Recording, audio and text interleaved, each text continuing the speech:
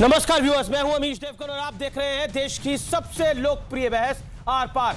कांग्रेस के पूर्व अध्यक्ष राहुल गांधी ने प्रधानमंत्री मोदी पर जमकर प्रहार किया और कहा कि प्रधानमंत्री मोदी को आज तक कोरोना समझ ही नहीं आया। उन्होंने कहा कि दूसरी लहर प्रधानमंत्री मोदी के चलते आई है। पीएम मोदी ने नौटंकी की, अपनी जिम्मेदारी नहीं निभाई और इसी के चलते दूसरी लहर देश में आ गई। राहुल के इस बयान पर केंद्रीय मंत्री प्रकाश जावड़ेकर ने जोरदार पलटवार किया और कहा कि प्रधानमंत्री देश की जनता के साथ कोविड का सामना डटकर कर रहे हैं। ऐसे में इसे नौटंकी बताना देश की जनता का घनघोर अपमान है। जावड़ेकर ने यह भी कहा कि राहुल गांधी की नौटंकी जनता ने कब की बंद कर दी है। लेकिन इसी बीच कांग्रेस के दिग्गज नेता और मध्य प्रदेश के पूर्व मुख्यमंत्री कमलनाथ के एक बयान पर सियासी तूफान खड़ा हो गया है, बवाल मच गया है। वो कह रहे हैं कि भारत महान नहीं बल्कि भारत बदनाम है। भारत के लोगों के विदेश जाने पर सभी देशों ने रोक लगा दी है। कुछ दिन पहले ही कमलनाथ ने इंडियन कोरोना शब्द का इस्तेमाल किया था। सवाल है कि सियासी विरोध में क्या देश की छवि पर सवाल उठाया जा रहा है? आज इसी पर होगी देश की सबसे बड़ी बहस।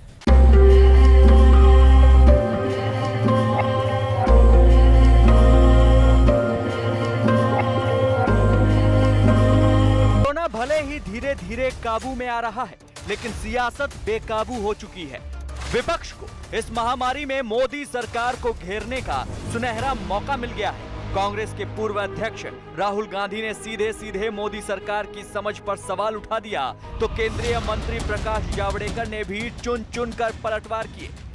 प्रधानमंत्री ने जो नौटंकी की, प्रधानमंत्री ने जो अपनी जिम्मेदारी पूरी नहीं की, इसका कारण सेक्रेटरी ये नौटंकी शब्द का उपयोग करते हैं ऐसे प्रयासों का, ये देश का और जनता का अपमान है। सरकार को और प्रधानमंत्री को कोरोना समझ ही नहीं आया है। भारत ने 2 वैक्सीन तैयार करने का काम किया और एक भारत बायोटेक की वैक्सीन कोवैक्सीन, ये तो भारत में ही शोध हुआ जिसका। तो ये जब कोवैक्सीन आई तो कांग्रेस वाले क्या कर रहे थे? उस पर आशंकाएं तैयार कर रहे थे, चैलेंज दे रहे थे, वो नहीं देना चाहिए ऐसा प्रचार कर रहे थे। और इनके एक साथी ने तो कहा ये मोदी वैक्सीन है। तो ये कांग्रेस की रणनीति है। जितना समय आप इसको देंगे, जितनी जगह आप इसको देंगे, उतना खतरनाक ये बनता जाएगा। अब सबूत की जरूरत नहीं, टूल किट आपकी ही निर्मित है, ये साफ हो गया। क्योंकि जिस तरह की भाषा, जिस तरह के तर्क, जिस तरह की आपने भ्रम फैलाने का और लोगों में डर पैदा करने की कोशिश की, वो उसी रणनीति का हिस्सा है। अगर वैक्सीनेशन इसी रेट पे चलता गया, मतलब आज के प्लान पे अगर आप चलें, तो मई 24 में हिंदुस्तान की पूरी जनता का वैक्सीनेशन। ये समझ लेना कि भारत का वैक्सीनेशन 2021 में ही दिसंबर के पहले पूरा होगा। भारत आज वैक्सीनेशन के मामले में 20 करोड़ वैक्सीन देकर आज दूसरे नंबर पर है। बीजेपी कह रही है कि कांग्रेस इस मुश्किल दौर में सिर्फ अपना राजनीतिक फायदा देख रही है। बीजेपी ये भी कह रही है कि प्रधानमंत्री मोदी कोरोना को लेकर लगातार सक्रिय रहे, फार्मा कंपनियों से बात कर वैक्सीन उत्पादन बढ़ाने को कहा, ऑक्सीजन की कमी दूर करने के लिए कंपनियों से बैठक की, पीएम केयर्स फंड से 1 लाख कंसंट्रेटर खरीदने का फैसला किया, 500 नए ऑक्सीजन प्लांट्स को मंजूरी दी। डॉक्टरों और जिलाधिकारियों से पीएम मोदी ने सीधा संवाद किया। दुनिया भर में जो छुट्टी पे रहने वाले लोग हैं, वो दूसरों को ज्ञान ना बांटे कि काम कैसे होता है, क्योंकि जिन्होंने जिंदगी में काम नहीं किया वो काम के बारे में क्या जाने। तो ये ऐसे कौवे 50 घूमते हैं, इनके कहने से कुछ फर्क नहीं पड़ता। तो इन लोगों ने जो चाइना से आया हुआ वुहान वायरस है, उसके बारे में टिप्पणी क्यों नहीं की अब तक कि कहां से वायरस आया।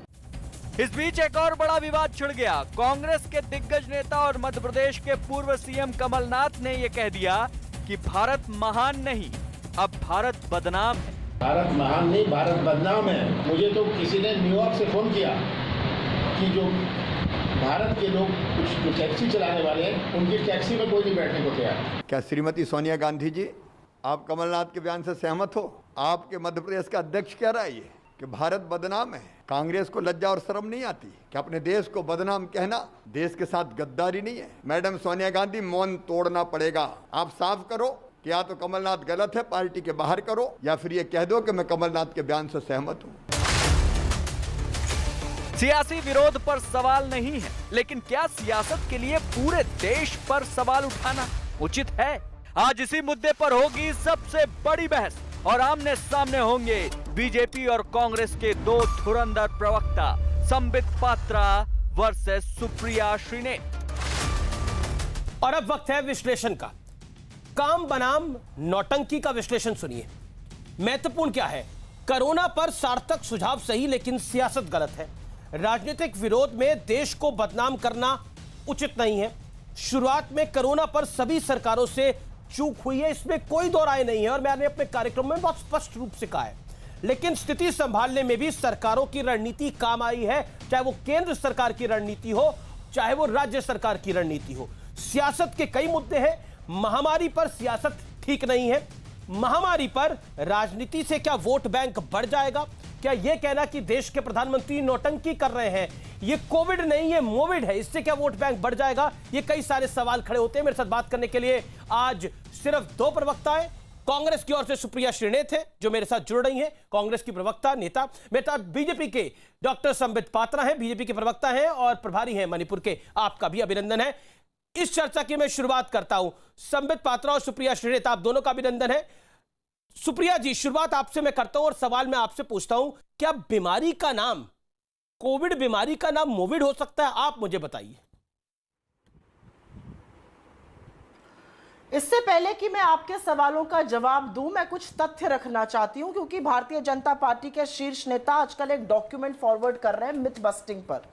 हमारे देश में 20 करोड़ 50 लाख लोगों को वैक्सीन लगी है, लेकिन फुल्ली वैक्सीनेटेड हमारे यहां केवल 4 करोड़ 36 लाख लोग हैं, जो कि हमारी जनसंख्या का 3% है। और यह सच है कि यूएस ने 40% से ज्यादा, 50% के आसपास लोगों को वैक्सीनेट किया है कंप्लीटली, दोनों डोज। ब्राजील जैसे देश में, क्योंकि हमारा तो ऐसे देशों से कंपैरिजन करना चाहते हैं ना, तो उससे करिए कंपैरिजन, उन्होंने अपनी 10% जनता को कंप्लीटली वैक्सीनेट किया है। और यह सब क्यों हुआ? यह सब इसलिए हुआ क्योंकि कहीं पर कोरोना प्रबंधन से आंख हटाकर हर तरह की इवेंटबाजी करी जाने लगी। जब पूरा विश्व अक्टूबर 2020 तक अपने 3-3, 4-4 फेजेस ऑर्डर के दे चुका था वैक्सीनेशन पर, और राहुल जी जो प्रेस कॉन्फ्रेंस थी वो वैक्सीनेशन पर थी, हमारे देश ने पहला ऑर्डर जनवरी 2021 में मात्र 1 करोड़ 60 लाख ड्रग्स का, वैक्सीन का दिया। और मैं एक छोटी सी बात और बताना चाहती हूं, फिर मैं आपके सवाल का डायरेक्ट जवाब दूंगी। वो छोटी सी बात यह है कि हमारे देश ने WTO में कुछ और कहा, सुप्रीम कोर्ट में कुछ और कहा। हमारे देश की सरकार को यह पता ही नहीं था, और यह आपके सवाल का जवाब है, हमारे देश की सरकार को कोई आंकड़े ही नहीं पता थे कि कितने लोगों को लगेगा, कितनी डोज ऑर्डर होगी, कितना हम डोमेस्टिकली मैन्युफैक्चर कर सकते हैं, कितना हमें इंपोर्ट करना पड़ेगा, हमें क्या क्या कानूनों में तब्दीली लानी पड़ेगी। 5 हफ्ते बाद हमने कहा था, CWC ने 5 हफ्ते पहले कहा था आप कंपल्सरी लाइसेंसिंग करिए, तब सरकार ने उसको हवा में उड़ा दिया था, हमारा मजाक बनाया। आज आपको वो करना पड़ा। आपने WTO में अक्टूबर में कहा था हाँ ऐसा करना चाहिए, आपने सुप्रीम कोर्ट में अप्रैल में उसकी बिल्कुल दखल अंदाजी करके बोला नहीं ऐसा नहीं हो सकता, अब आपको वापस वो करना पड़ा। तो दिक्कत की बात यह है कि इस सरकार को पता ही नहीं था, रणनीति कहीं थी ही नहीं। ठीक है, आपको 8-9-10 महीने आपकी थे पार्टी को सब कुछ पता है। सुप्रिया जी, मैं दोबारा, आपने 2.5 मिनट के करीब बोला, मैं आपसे फिर एक सवाल पूछ रहा हूं। आपकी पार्टी को, आपकी सरकार को सब कुछ पता है, तो ये जो वुहान वायरस है, ये जो चाइनीज वायरस है, इसको मोविड कह के क्या आपको लगता है कि इस वायरस का पता लग जाएगा? क्योंकि राहुल गांधी जी भी यही कह रहे हैं कि नरेंद्र मोदी को पता ही नहीं है, इसलिए मैं इसका नाम मोविड दे रहा हूं। नहीं, उन्होंने ऐसा नहीं कहा है, आप उनकी बात को उन्होंने बोला है, मगर मोदी जी के एक्शन, मैं आपको बता देता हूं उन्होंने क्या बोला है। उन्होंने क्या बोला है मैं आपको बता देता हूं।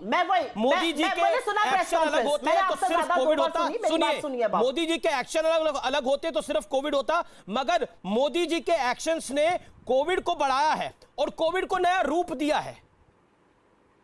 नरेंद्र मोदी ने कोविड को नया रूप दे दिया। मैं भी कहती हूं और मैं बताती हूं आपको। हाँ, अब आप शांत रहिए तो मैं जवाब दूंगी। अब मैं आपको बताती हूं, ऐसा मैं भी कहती हूं, और मैं क्यों कहती हूं। अगर कोरोना महामारी से लोगों की मौत होती तो 1 मिनट मन सांत्वना कर लेता कि वैश्विक महामारी आई थी, लोग चले गए। सरकार के कुप्रबंधन से, ऑक्सीजन की किल्लत से, वैक्सीन की किल्लत से, दवाइयों की किल्लत से, हॉस्पिटल बेड ना होने की किल्लत से जब मौतें हुई तो 1 साल क्या किया मोदी सरकार ने? ये सवाल तो हम पूछेंगे और इसीलिए हम कहते हैं कि सरकार के कुप्रबंधन के चलते मौतें हुई हैं। दुनिया में सेकेंड वेव आई है। क्या ब्रिटेन के विपक्ष ने बोला उनके प्रधानमंत्री के नाम से जोड़ के कि ये उनकी बीमारी है? क्या इटली के विपक्ष ने ऐसा बोला? कि बाकी किसी देश ने ऐसा बोला? मैं आपसे जानना चाहता हूं, क्या ये चाइनीज वायरस नहीं है? कोई इसको इंडियन वेरिएंट कहता है, कोई कुछ कहता है, इसको चाइनीज वायरस बोलने में तकलीफ क्या है? आपकी नरेंद्र मोदी से पॉलिटिकल लड़ाई हो सकती है, लेकिन कोरोना का नाम मोविड कर देना। अब मेरी बात का जवाब सुन लीजिए। अगर आपने सवाल पूछा, आपने बहुत बढ़िया सवाल पूछा है, बहुत बढ़िया आपने सवाल पूछा है। आपने कहा कि क्या यूके ने कहा, क्या यूएस ने कहा? उन्होंने क्यों नहीं कहा पता है? क्योंकि उनके यहां सेकेंड वेव के लिए सरकारें तैयार थी। हमारे यहां इस समय जब हम और आप बात कर रहे हैं और 4000 के लगभग रोज सरकारी आंकड़ों के मुताबिक मौतें हो रही हैं, तो भारत में विश्व की 33% रोजाना मौतें हो रही हैं। हम अपने लोगों को खो रहे हैं।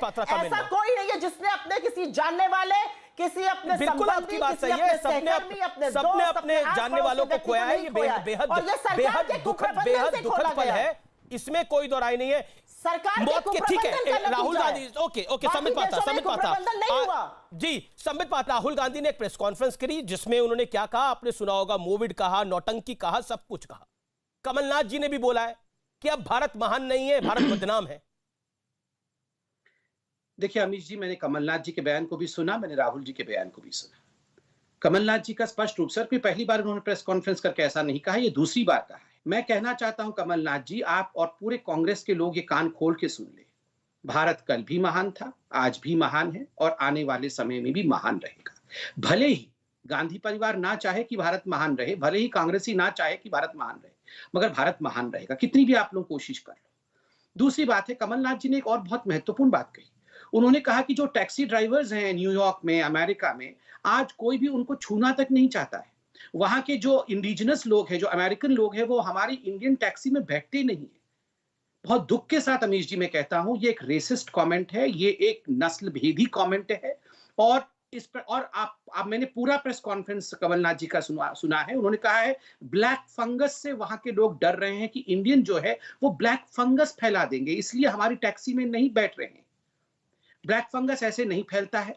और इस प्रकार का स्टेटमेंट देके कि इंडिया के टैक्सी में कोई भी फॉरेनर नहीं बैठेगा, ये किस प्रकार की मानसिकता है? आप क्या चाहते हैं कि इंडिया का विरोध पूरे विश्व में होने लगे? ये यही चाहते हैं, ये गांधी परिवार यही चाहता है, क्योंकि ये सैडिस्टिक प्लेजर डिराइव करते हैं। और कहीं ना कहीं अपने आप को सत्ता में लाने के लिए इनको अगर देश बेचना होगा, देश को बदनाम करना होगा, तो ये भी करेंगे। दूसरी बात, राहुल गांधी जी ने कहा मिसमैनेजमेंट है ये। देखिए, मैं तो कह रहा हूं कि ऑपोजिशन मैनेजमेंट को लेकर 100 सवाल पूछे, उनका अधिकार है, अधिकार क्षेत्र है, लोकतांत्रिक देश है। मगर उसका मतलब आप कोविड का नाम मोविड रख देंगे? आप बताइए, आज अमेरिका का जो उत्तर प्रदेश की जो पॉपुलेशन है, अमेरिका की जो पॉपुलेशन है वो लगभग उत्तर प्रदेश के बराबर है। यूपी और उत्तराखंड मिला लीजिए आप। बिल्कुल, मतलब अनडिवाइडेड उत्तर प्रदेश के बराबर है। आप बताइए, वो 33 करोड़ लोगों में उनकी डेथ आप देखिए हमसे अधिक है। 5 लाख से अधिक लोगों की वहां मृत्यु हुई है। मैं नहीं कहता हूं अच्छी बात है, हमारे यहां उनसे कम डेथ हुई है, फिर भी एक भी डेथ होती है उसके लिए हम we are sorry for it. But आप बताइए, किसी ने भी यूएस में ये कहा कि इस बीमारी का नाम जो है बदल के हम यूएस के नाम पे रख देंगे? और यहां पर एक कंसर्टेड एफर्ट, कोई गलती से उनके मुंह से निकल गया हो तो समझ में आता। बार बार हर दिन ट्वीट में मोविड, Indian variant, Indian corona virus reaches Switzerland. Shashi Tharoor भी लिखते हैं Indian corona virus, Indian variant, कोई लिखता है मोदी वेरिएंट। ये क्यों का किया जा रहा है?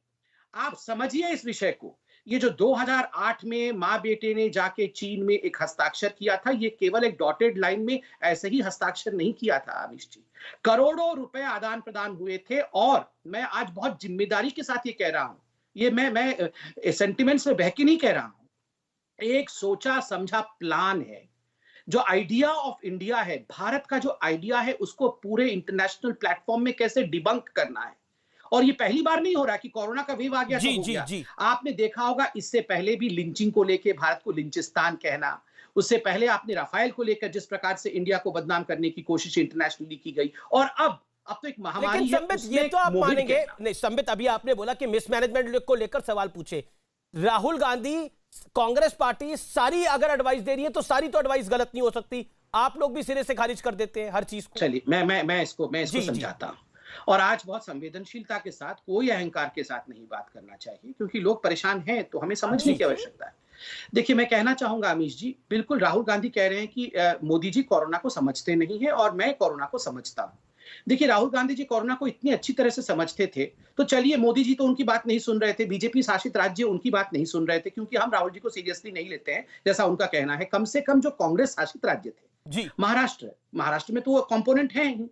महाराष्ट्र में, अपने छत्तीसगढ़ में, अपने राजस्थान में, अपने इन राज्यों को तो फोन कर सकते थे राहुल गांधी। आज सर्वाधिक मृत्यु कहीं हुई है, 93,000 से अधिक डेथ पूरे इंडिया में कहीं हुआ है तो वो महाराष्ट्र है। सर्वाधिक कंट्रीब्यूटर डेथ में महाराष्ट्र है। अगर महाराष्ट्र को फोन कर देते राहुल गांधी और कह देते कि सेकंड वेव आने वाला है, बेड तैयार कर लो, ऑक्सीजन तैयार कर लो, आईसीयू बेड तैयार कर लो। देखो, मैं देख पा रहा हूं भविष्य में, आज भी उन्होंने कहा कि second, third, fourth, fifth, six, seventh, eight सारा वेव आने वाला है। ये सब कुछ वो देख पा रहे थे, तो प्लीज उनको कम से कम आगाह तो कर देते अपने राज्यों को। ओके, सुप्रिया जी, अगर राहुल गांधी जी देख पा रहे थे तो वो अपने राज्यों में, जहां पर आपके शासित राज्य है, चाहे वो महाराष्ट्र हो जहां पर आप 1/4 कई पार्टनर हैं, जहां पर पंजाब में आपकी फुल फ्लेज सरकार है, राजस्थान में फुल फ्लेज सरकार है, छत्तीसगढ़ में आपकी फुल फ्लेज सरकार है, वहां की सरकारों को आप गाइड कर देते। मैं तमिलनाडु की सरकार नहीं बोल रहा, वो अभी आई है। हाँ, मैं इसका जवाब दूंगी, लेकिन जवाब देने से पहले मैंने शायद आपसे पहले भी कहा और फिर से कह रही हूं, अगर मेरे नेताओं के खिलाफ कोई व्यक्तिगत टिप्पणी या लूज भाषा का प्रयोग किया जाएगा, माँ बेटों ने ये कर लिया, या जिस तरह की भाषा का इन्होंने प्रयोग किया है, तो मैं 10 गालियां इनको और इनके नेताओं को दूंगी। अभी नहीं दूंगी, इनको चेतावनी दिए दे रही हूं। ये मैं बिल्कुल क्लियर कर देना चाहती हूं। मैं यहां पर बैठ के लाल लप्पो करने और गालियां सुनने नहीं है, गालियां देनी मुझे भी आती हैं। मेरे नेताओं को आदर से बोलिएगा तो मैं आपके नेताओं के लिए आदर से बोलूंगी, नहीं तो अनादर करना मुझे आपसे बड़ा आता है। मैं बता दे रही हूँ, बदतमीजी मत करना। मेरी गुजारिश है कि किसी तरफ से कोई गाली ना दी जाए। गालियों की डिक्शनरी है, ये मैं जानता हूँ। Thank you. क्योंकि बहुत अच्छी बात है। चलिए, मेरे बारे में आपने इतना पता कर लिया, बहुत अच्छा है। आपने खुद ही बताया कि आपको ज्यादा पता है। तो अब अगले आंसर से मत बोलिएगा, क्योंकि फिर मैं अगर आपकी असलियत बयां करने पे आ गई तो मुश्किल हो जाएगी। हाँ, प्लीज मैडम, आप नहीं मैडम, मैं जानता हूँ आप कोरोना की बातें जो बोला जा रहा है, अच्छी बात है, तो सावधान रहो ना, जानते हो तो सावधान रहो। अब ऐसा है, कोरोना की बात करी जा रही है, विश्व क्या कह रहा है। चलो, डर गए अगर डांट से तो चुप हो जाओ। चलो मैडम, बोलो हेडमास्टर। कोरोना के बारे में विश्व क्या कह रहा है? कोरोना के बारे में विश्व क्या कह रहा है तो आप जानते ही है ना। कोई और विश्व या कोई और देश है जहां पर, किसी और देश में, जहां पर लाशें नदियों में तैरती हुई मिले, जहां पर लाशें दफन मिले और उन दफन लाशों से 3 दिन बाद शवों से रामनामी नोची जाए, जिससे कि वो दिखे ना, क्योंकि लाल और पीले रंग की रामनामी है। कोई और देश है ऐसा? कोई और देश है ऐसा जिसने 6.5 करोड़ के लगभग वैक्सीन एक्सपोर्ट कर दिया अपने लोगों को देने से पहले? और इससे पहले कुछ बोला जाए, मैं बता दूं, सिर्फ 16% उसमें से ग्रांट थे, बाकी सारे कमर्शियल एक्सपोर्ट्स थे। और मुद्दे की बात तो यह है कि लास्ट कंसाइनमेंट कमर्शियल 16 अप्रैल तक गया, जब हमारे लोग तड़प तड़प के मर रहे थे।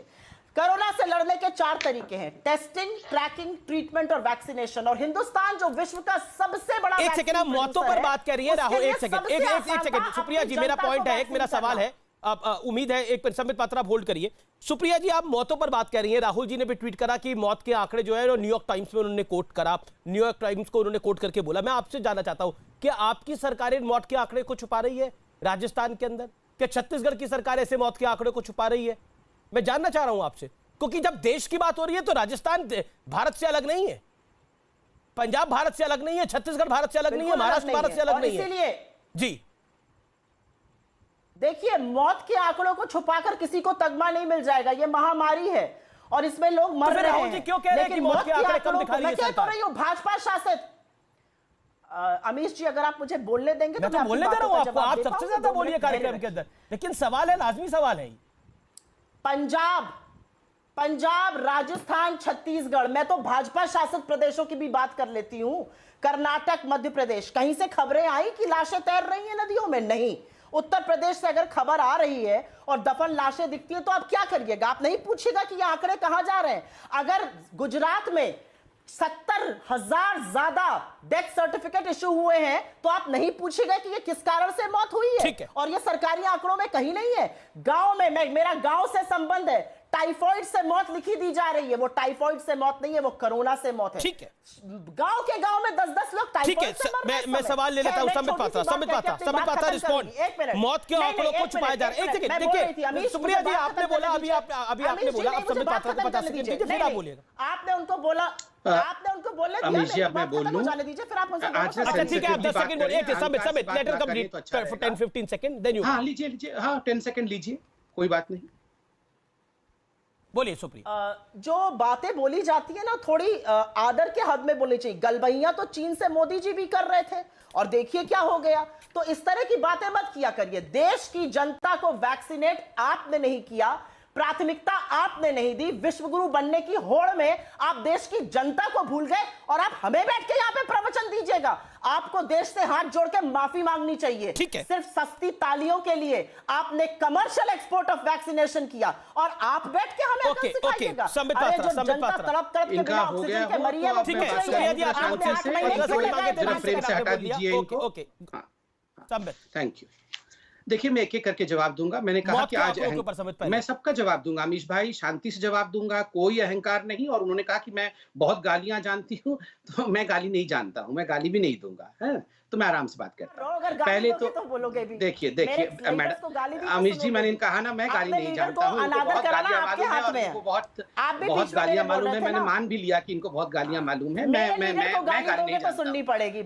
अमीश भाई प्लीज जरा गाली वाली मैडम, अभी किसी ने गाली दी नहीं है ना, मेरे कार्यक्रम में गाली दी जाती है। सबसे ज्यादा देखी जाने वाली डिबेट है। मेरा निवेदन है अमीश भाई, जरा गाली वाली मैडम को साइड कर दो। गाली वाली मैडम, मुझे गाली वाली मैडम से लड़ना नहीं है अमीश भाई। मुझे आराम से आप एक विंडो दे दो, मैं बोल दूं, फिर गाली वाली मैडम बोलेगी।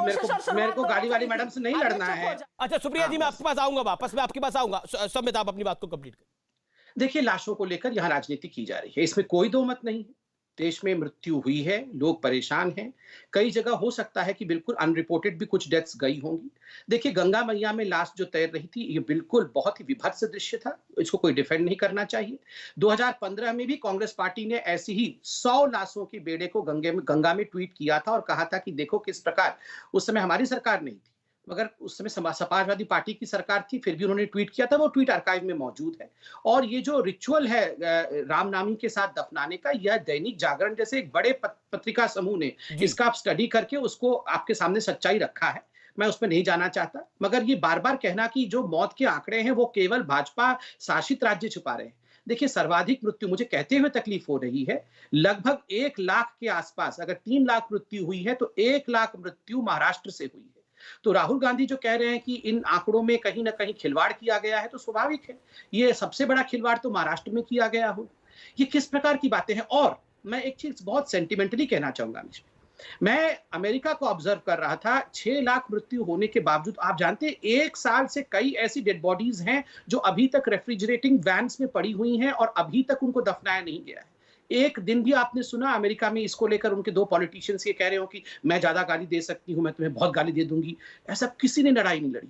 आपने देखा कभी भी उनको दिखाया गया कि मास बरियल होते हुए अमेरिका के मीडिया ने दिखाया हो या किसी प्रवक्ता ने कहा हो कि मैं गाली दे दूंगी? नहीं, उन्होंने अमेरिकन फ्लैग दिखाया। 2 लाख लाशों को बरियल करने के बाद ऊपर अमेरिका का फ्लैग दिखाया, सैल्यूट करते हुए लोगों को दिखाया। किसी ने डिग्निटी को रुइन नहीं किया, डिग्निटी नहीं खराब किया। मुझे अमीश भाई, मैं हाथ जोड़ के कहता हूं, बिल्कुल मैं मानता हूं बहुत लोग चले गए हैं, इससे दुखद कुछ नहीं हो सकता है, मगर आप टोन, आप इनकी बात करने के तरीके। राहुल गांधी का प्रेस कॉन्फ्रेंस क्या था? बंद कर दो कोरोना को एक कमरे में, कमरा खुल जाएगा तो दरवाजा खुल जाएगा तो कोरोना बाहर चला जाएगा। ये क्या है? नौटंकी हो रहा है, ये मोविड है। आप एक पॉलिटिकल पार्टी के इतने बड़े लीडर हैं, किस प्रकार के शब्दों का प्रयोग है? हर दिन आप देश को बदनाम करने का। मोविड, आप इस बीमारी का नाम मोविड रखना चाहते हैं क्या?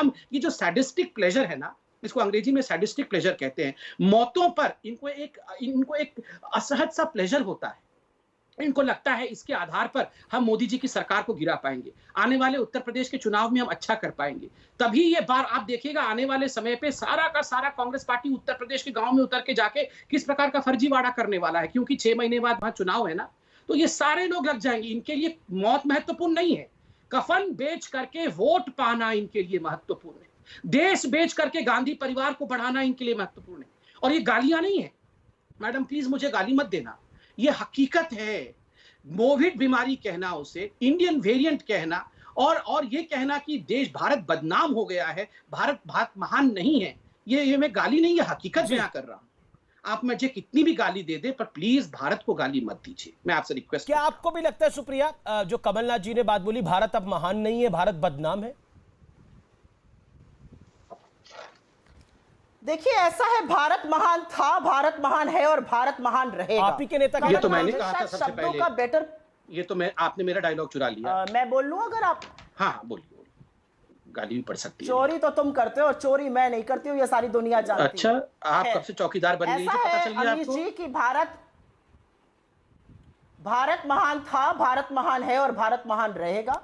कमलनाथ जी शायद शब्दों का बेटर चयन कर सकते थे, ये मैं मानती हूं, लेकिन भारत की आज दुनिया में क्या छवि बन रही है, आज दुनिया क्या देख रही है, जो त्रासदी, जो त्राहिमाम मचा हुआ है भारत में, वो तो विश्व देख रहा है, या उस पर पर्दा डाल दिया आपने? और मैं आपसे एक बात पूछना चाहती हूं, भारत की महानता तो तब भी थी जब आप मुखबिरी और माफीनामा लिख रहे थे, भारत की महानता तब भी थी जब हम शहादत दे रहे थे, अब इसका जवाब मैं मुंह तोड़ जवाब, जब हमारे 2 प्रधानमंत्रियों का असैसिनेशन हो गया, मैं ये बोलना चाहती हूँ। खैर, अब क्योंकि हम वैक्सीनेशन पे बात कर रहे हैं, मैं वापस वैक्सीनेशन पे आऊंगी। डार्क चॉकलेट खा लो कोरोना में, बेंड इट लाइक बेकहम हो गया है, एंड गेम हो गया है, जनवरी में जीत घोषित कर दी। ये जो पीठ थपथपाना और सीना ठोकने के काम थे ना, उसी के कारण हमारे देश में कोरोना ने ऐसा पैर पसारा कि मुश्किल आ गई लोगों पर। मोदी जी का क्या है, मंत्रियों का क्या, उनको तो डार्क चॉकलेट खिलाकर टेंशन दूर हो जाएगा। दिक्कत तो देश की जनता पर आई, जिनको दर बदर की ठोकरें खानी पड़ी, जिनको ऑक्सीजन के लिए मार कर लोगों को तड़प तड़प के जान देनी पड़ी, जिनकी आज तक वैक्सीन नहीं है। मैं आपसे पूछना चाहती हूं, 3% उस देश ने वैक्सीनेट किया जो vaccine laboratory of the world कहा जाता है। 18 से 44 वर्ष की उम्र में हमारे देश में 62 करोड़ लोग आते हैं, उनको 124 करोड़ डोजेज चाहिए। आज वहां पर सिर्फ 1,58,00,000 लोगों को डोज लगी है, और एक छोटी सी, 1 महीना हो गया खुले हुए। और मैं अमीश जी एक छोटी सी बात जरूर आपके दर्शकों को और आपके माध्यम से आपके शो पर मैं बोल सकता हूं अमीश जी कि जब फ्लिप फ्लॉप हो रहा था कि कंपलसरी लाइसेंसिंग हो या ना हो, उस बीच जो 3 कंपनियों को बुलाकर टेंडर देने की बात हुई है, जो लाइसेंसिंग की बात हुई है, हैफकिन, बुलंदशाह और इम्यूनोलॉजिकल लैब्स, वो सारे 1978 में, 1982 में, 88 में और 75 में बने थे। तो भारत तो आत्मनिर्भर हमारी सरकार ने हुआ था। ठीक है, भारत को इस कगार पर क्रेडिट आप भी लीजिए, क्रेडिट आप भी लीजिए। लाशों की बात कर रही है। संबित पात्रा, जवाब।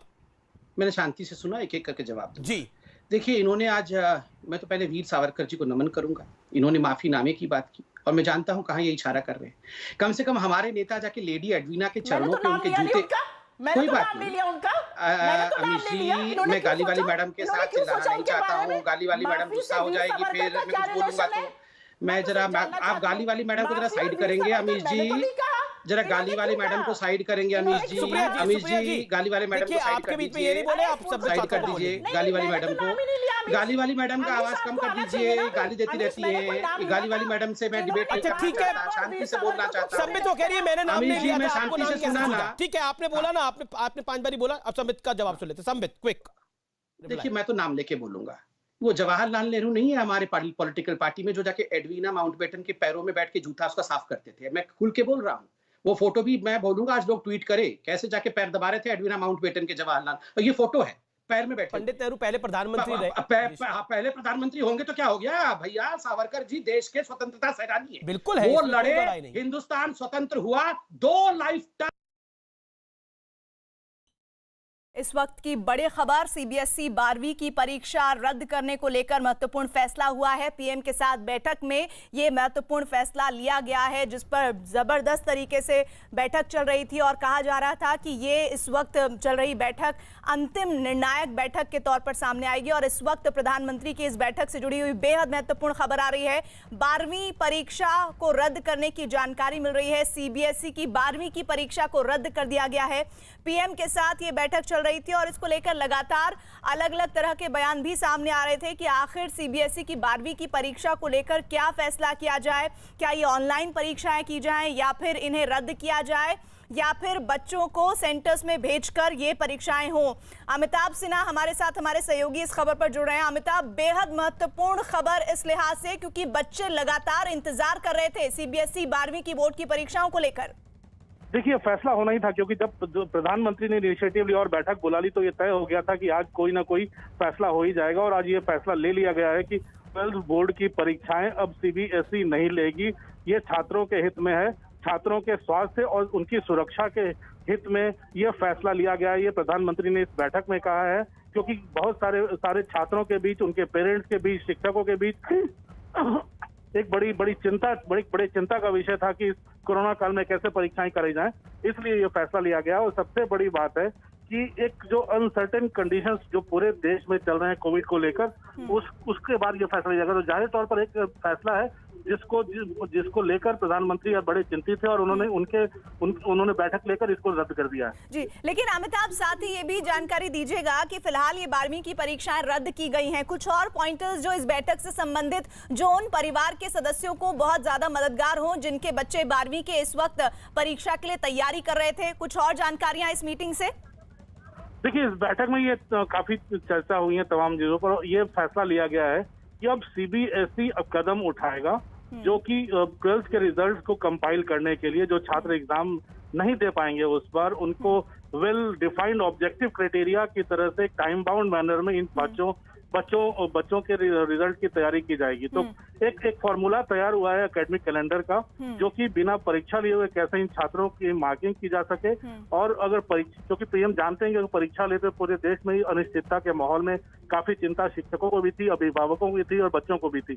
इसलिए एक कोशिश है कि बच्चों को सुरक्षित रखा जाए और बच्चों को सीबीएसई को ये निर्देश दिए गए कि उनके जो एक क्राइटेरिया के तहत उनको टाइम बाउंड मैनर में उनके नतीजे बता दिए जाए। जी बिल्कुल, और छात्रों की सुरक्षा सरकार की प्राथमिकता है, ये इस फैसले से बिल्कुल साबित होता हुआ नजर आ रहा है। अमिताभ, शुक्रिया।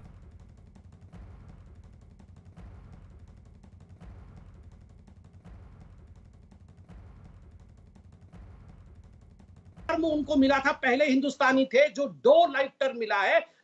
10 साल उन्होंने काटे हैं अंडमान निकोबार के जेल में। इस गांधी पर नेहरू ने काटे हैं। 2 दिन जाके जेल में रह के आते थे क्योंकि एडवीना के पैर दबाते थे। ये बताएंगे वीर सावरकर के बारे में। और इनकी अध्यक्षा तो अभी इनकी ये देखिए फिर गाली वाली मैडम को, अरे गाली मैडम को साइड, गाली इतिहास के बारे में ठीक पता है, नेहरू के बारे में ठीक पता है, बिल्कुल ठीक पता है। एडवीना माउंटबेटन का और भी पोल खोलूंगा अभी नेहरू के साथ।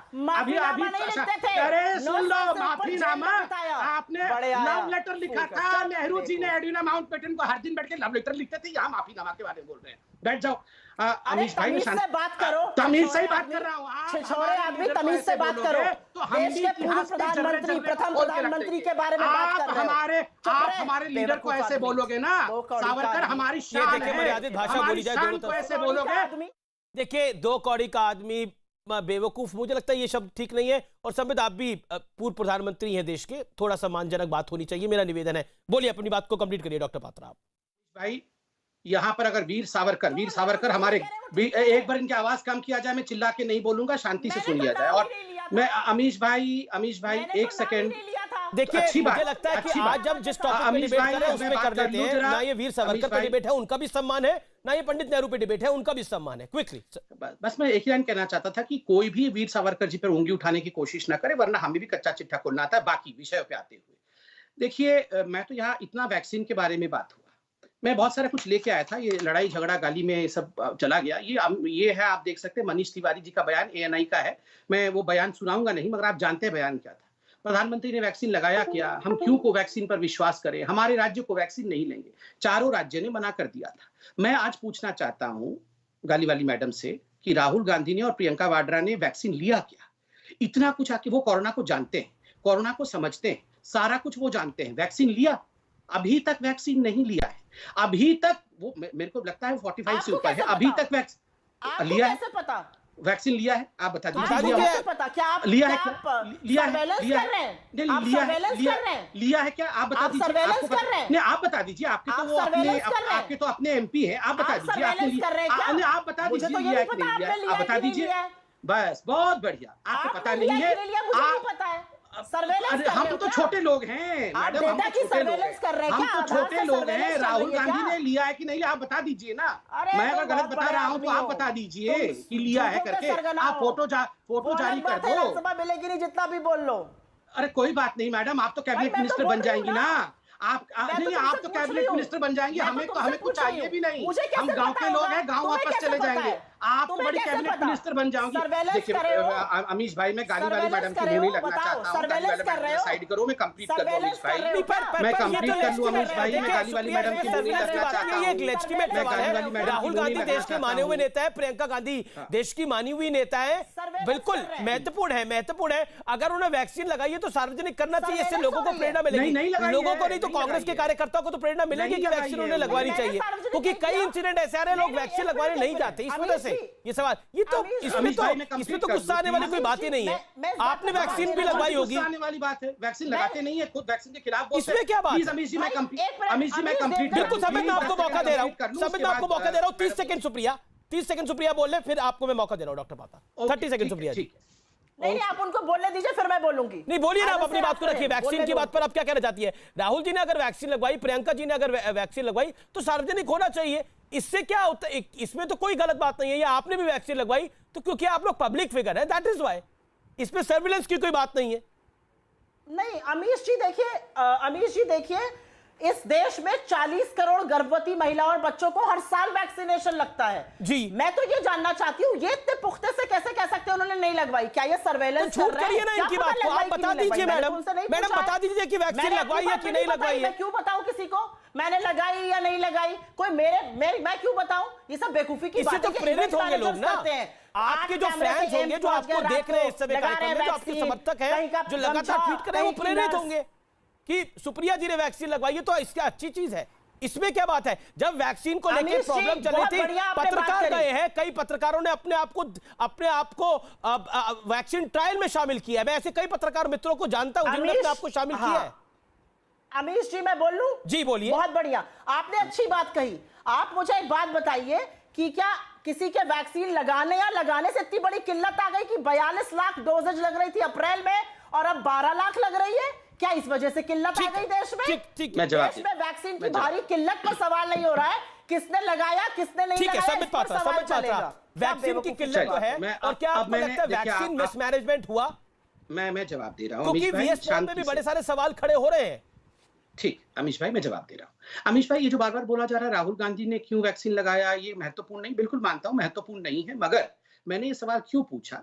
जब कांग्रेस के नेताओं ने प्रेस कॉन्फ्रेंस करके कहा कि प्रधानमंत्री अगर पहला वैक्सीन लगाएंगे तो एक कॉन्फिडेंस लेवल बढ़ेगा, लोग और जो सिटीजन्स हैं वो वैक्सीन लगाएंगे, तो मैं भी मानता हूं कि शायद राहुल गांधी जी को और प्रियंका वाड्रा को कांग्रेस के लोग मानते होंगे। अगर वो वैक्सीन लगाएंगे तो कांग्रेस के लोग कम से कम आगे बढ़ के वैक्सीन तो लगाते, मगर उन्होंने नहीं लगाया। दूसरी बात है, आप देखिए किल्लत की बात, जिस समय वैक्सीनेशन का प्रोडक्शन शुरू हुआ, जिस समय वैक्सीनेशन का फेज आरंभ हुआ 16 जनवरी को, उस समय तमाम इन्हीं ऑपोजिशन पार्टी के लीडर्स ने वैक्सीन हेजिटेंसी को प्रमोट किया। 4 राज्यों ने कोवैक्सीन लेने से मना कर दिया, और मुझे दुख हो रहा है, मैं खुद एक डॉक्टर हूं, कई ऐसे फ्रंटलाइन वर्कर्स और कोरोना वॉरियर्स थे जिन्होंने वैक्सीन नहीं लगवाया। 45%, कहीं पर आप देखिएगा 18% सेकेंड डोज लगा है। उन लोगों को जो खुद पढ़े लिखे और बहुत सामर्थ्यवान लोग हैं, और उन्होंने भी नहीं लगाया, क्योंकि एक वैक्सीन को लेकर कहीं ना कहीं एक हवा बनाया गया था कि इससे गड़बड़ियां हो सकती है। उस समय तो डोज अवेलेबल थे, मगर वैक्सीन हेजिटेंसी इन्हीं ऑपोजिशन के लीडर ने बताया। और अमीश भाई, बहुत जिम्मेदारी के साथ मैं कह रहा हूं, एक रिसर्च करिए आप लोग, एक रिसर्च के साथ आप वो करिए कि यूएस में, यूके में, ब्राजील में, जिसके विषय में आज हम बात कर रहे हैं, एक ऑपोजिशन का लीडर दिखा दीजिए जिन्होंने कहा होगा कि ये वैक्सीन जो बीजेपी की वैक्सीन है, ये वैक्सीन हम क्यों लगाएंगे, ये वैक्सीन वो लगाएं। किसी they have all behaved in such matured manner. इन लोगों ने आप उनको लंबा बोलने का निर्विरोध वक्त देते हैं। ये आप इंची टेप लेके मेजर मत करिए मैडम। आप अमीश जी, मैं जल्दी बोलूं नहीं तो गाली वाले मैडम फिर गाली दे देगी। मैं जल्दी बोल देता हूं मैडम, आप ही बोल लीजिएगा।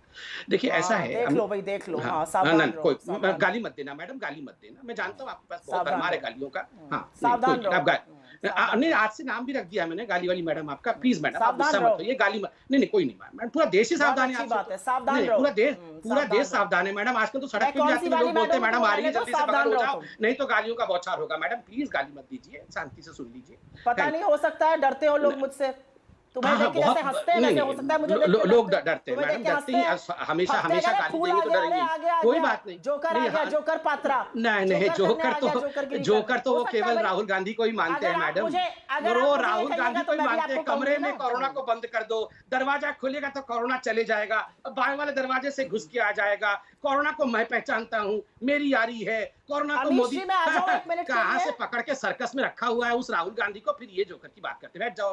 अमीश एक जी, मैं जोकर आ और जाऊं? सारे गुलाम जुटे हुए हैं उस कांग्रेस पार्टी में, और ये सोचते हैं कि जोकर और गुलाम मिलके देश को बदनाम अमीश कर जी, देंगे। मैं आ क्या जाऊं? लगता है आपको? नहीं, क्या आप मत आइए, अमीश, थोड़ी देर तुम कुछ रुकिए ना। बोलोगे नहीं अभी? अच्छा, अमीश को भी तुम, मेरे को भी तुम, मतलब आप ही आप है, बाकी सब यहाँ तुम है। इनकी यही हालत है। ये जो अहंकार है ना ये कांग्रेस पार्टी का, ये इनका विनाश करेगी। देखिएगा, कुछ भी भगवान सहते हैं, अहंकार नहीं सहते। हम सब तू तड़ा कीड़े मकोड़े हैं, आप ही बस पढ़ी लिखी मैम साहब मैडम है। हम सबको आप गाली दे सकती हैं, हम अपना 30 सेकंड भी कंप्लीट नहीं कर सकते हैं। अमीश जी, मैं आज आपके चैनल पे एक महत्वपूर्ण बात कहूंगा और एक आंकड़ों के साथ कहूंगा, बिकॉज हमारी लड़ाई देखने लोग यहाँ नहीं आए। 10 सेकंड में फिर मैं सुप्रिया जी की वैक्सीनेशन 10 सेकंड दिसंबर के अंत तक मोदी सरकार भारत के सभी को जो वैक्सीन के लिए वयस्क हैं उनको वैक्सीनेट करेगी। इस महीने में 10.1 करोड़, अगले महीने जून में 11 करोड़, जुलाई में 14.81 करोड़, अगस्त में 37.8 करोड़, सितंबर में 52.9 करोड़। नहीं, इसको बार बार सुनना चाहिए लोगों को, विश्वास दिलाता है इससे। अक्टूबर 54.3 मोदी सरकार का ये बड़ा ऐलान है, इसमें कोई दो राय नहीं है। मोदी सरकार का ये बड़ा ऐलान है कि हम 2021 तक वैक्सीनेशन प्रोग्राम पूरा कर लेंगे। समित अमीश भाई, एक सेकंड खाली, मैं सिर्फ जनता से कहना चाहता हूं, जनता जनार्दन, आपने अपने प्रधानमंत्री को चुना है, विश्वास रखिए आपके ही ये प्यारे प्रधानमंत्री आपको दिसंबर के अंत तक वैक्सीनेट करेंगे। कमर कस के ये सरकार आपको वैक्सीनेट करेगी। ओके, सुप्रिया, जो सरकार ने प्लान दिया है उस पर आपको विश्वास है, क्योंकि प्रधानमंत्री की तरफ से आश्वासन आया कि 2021 के अंत तक हम सबको वैक्सीनेशन दे देंगे। क्या आपको लगता है कि देयर इज अ प्लानिंग जो सरकार कह रही है और जो कांग्रेस को समझ में नहीं आ रही, जो बीजेपी आरोप लगा रही है, या कांग्रेस समझना नहीं चाह रही है पॉलिटिकल रीजंस की वजह से? No, absolutely not. Absolutely not. There is no plan at all, and we have seen complete lack of strategy. Strategy क्या है, रणनीति क्या? और आप कह रहे हैं प्रधानमंत्री पे विश्वास कर लो।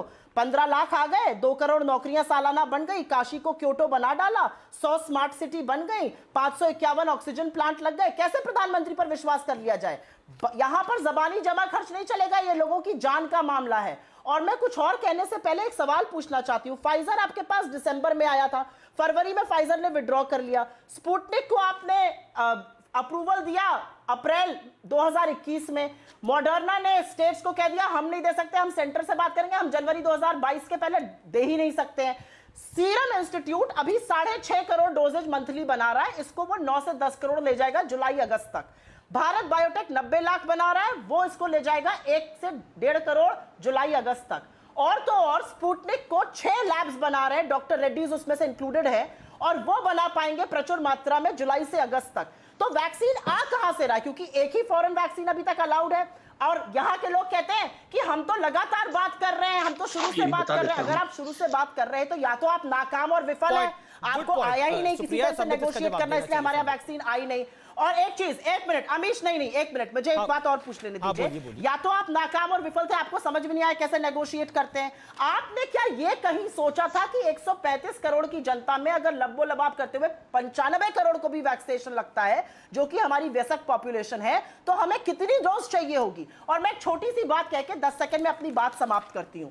नेहरू के बारे में वो लोग ना बोले जिन्होंने ना कभी भारतीय झंडा उठाया, ना आजादी की लड़ाई लड़ी। पंडित नेहरू 9 साल जेल में रहे थे और उनके लोगों ने अपनी जान, अगर तुमने बदतमीजी करी, मैंने देखी अमीर ये फिर अगर ये बदतमीजी करेंगे तो मैं झांसा नाम, तू तड़ाक सुनने हम नहीं आते हैं, एक बात पे कान खोल के घड़ियाली आंसू वाला फेंकू को ऐसी बातें बताकर जाऊंगी। झांसा राम बताओ और बताओ ना, घड़ियाली बताओ आंसू बताओ बहाने वाले हमारे बताओ, आज प्राइम सुनते हैं कितनी मिनिस्टर। गालियां आती है यही आपको। सुनना चाहते थे बताइए ना, बताइए गाली वाले प्रधानमंत्री मैडम के बताइए, लिए। अब पिटारा सुन खोलिए लिया। अपनी गाली। झांसाराम बताइए फेंकू और बताइए घड़ियाली और आंसू। बताइए मेरे और नेता बताइए को गाली दोगे ना? और बताइए मेरे और नेता के लिए बताइए आप शब्द कहोगे? और सुनो अब ये बताइए बात। और बताइए अपने नेता को क्यों गाली दिलवाते हो? नहीं, आप घड़ियाली बिल्कुल आंसू नहीं दीजिए डालना मैडम, चाहिए। आप झांसा गालियां आपका देश को गहना नहीं है देना मैडम, चाहिए। गालियां आपकी लंबी गहना नहीं है फेंकनी मैडम, चाहिए आपका देश वो के सामने। गहना है। देश गालियां की- आप ना दे, देश ऐसे की कैसे हो जान सकता है? चली तभी गई। तो नाम रखा है देश के आपका लोगों की गाली वाली जान चली मैडम, गई। गाली किसी वाली को खोया मैडम, है तुमने? गाली वाली मैडम किसी है को खो आपने। पाए हो?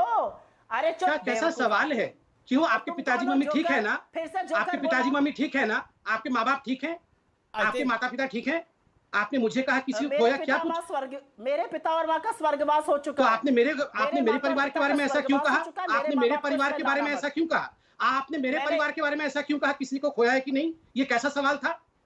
भगवान करे कोई किसी को ना खोए, कैसा सवाल था? बहुत घटिया आदमी हो कैसा तुम। घटिया तुम सवाल आपने के पूछा कि नीच और आपने खोया कि घटिया नहीं आदमी खोया? हो, तुम बहुत अमीश भाई, घटिया मैं आदमी इस हो। गाली वाली तुमने मैडम कहा के ना साथ सब अच्छा हो रहा बिल्कुल है। डिबेट नहीं करना तुम चाहता। मेरा नीच निवेदन है, आदमी मुझे हो। लगता है कि मेरा निवेदन है, देखिए नीच और घटिया ये आदमी किस है मुझे ये। प्रकार लगता है कि किसी के परिवार पर नहीं जाना चाहिए। ईश्वर सबको स्वस्थ रखे और जो भगवान के पास चले गए उनकी आत्मा को शांति दे। मेरा निवेदन है कि हम कम से कम बहस के अंदर मर्यादा को बनाए रखें, जो कि बड़ी महत्वपूर्ण होती है किसी भी कार्यक्रम के अंदर। लेकिन महत्वपूर्ण यह है, क्योंकि जो विषय है उस पर मैं आना चाहता हूं, क्या वाकई सुप्रिया, मैं आपका रुख करता हूं, संबित मैं आपके पास वापस आऊंगा।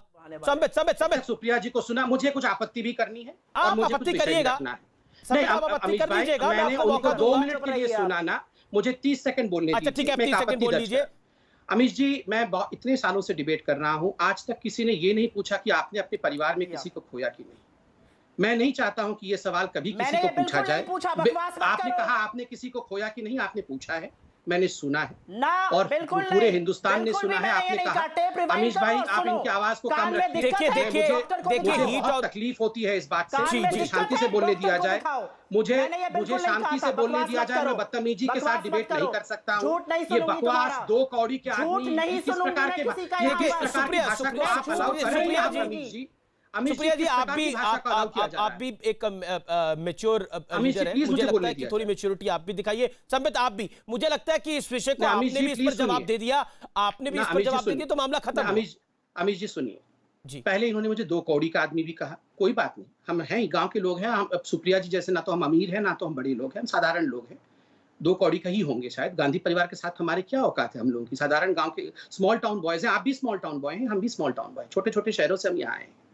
ठीक है, फिर आप ये सवाल पूछते हैं कि आपने अपने घर से किसी को खोया? कैसा बेहुदा सवाल है, कोई ना कोई किसी को। तीसरी बात, आपने कहा कि आपने मोदी जी को गाली दी, आपने कहा कि हमने झंडा उठाया है। अमीश भाई, आपके दादाजी ने भी झंडा उठाया होगा, सुप्रिया जी के दादाजी ने भी झंडा उठाया होगा, मगर एंटोनियो माइनो के पिताजी और दादाजी ने नहीं सुनिए एक सेकंड, एंटोनियो माइनो के दादाजी पिताजी ने भारत का झंडा नहीं उठाया, उन्होंने मुसोलिनी का झंडा उठाया था, जिसकी अध्यक्षा एंटोनियो माइनो, जिसकी अध्यक्षा इटली के माफिया फैमिली की बेटी वो हमारे देश पर सवाल उठाने की हिम्मत और सुप्रिया देखिए, बीजेपी अब इसको लेके जा रही है कि आप देश पर बार बार सवाल उठा रहे हैं। जो कमलनाथ ने बोला, आपने खुद बोला कि उनके शब्द ठीक नहीं थे, और क्या आपको लगता नहीं है कि मोविड बोलने से, इंडियन वेरिएंट बोलने से, इंडियन कोविड बोलने से समस्या हल नहीं होगी और इससे समस्या देश की बढ़ जाएगी?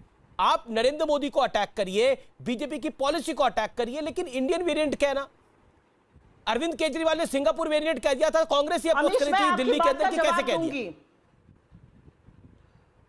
अमीश, मैं आपकी बात का जवाब दूंगी, लेकिन मैं पहले एक बात कहना चाहती हूं और बहुत टाइम से ये सुनती आ रही हूं, इसलिए एक औरत होने के नाते आज मैं ये बात कहूंगी और आप दोनों को ये बात सुननी पड़ेगी और देश को सुननी पड़ेगी। जब एक औरत की शादी होती है ना, तो उसकी डोली घर आती है और अर्थी वहां से जाती है। दाम्पत्य के सूत्र को जब एक औरत एक आदमी का नाम लेती है ना, उन्होंने भी आपको सुना, चुप रहिए, नाम का ना उसके नाम का सकते हैं।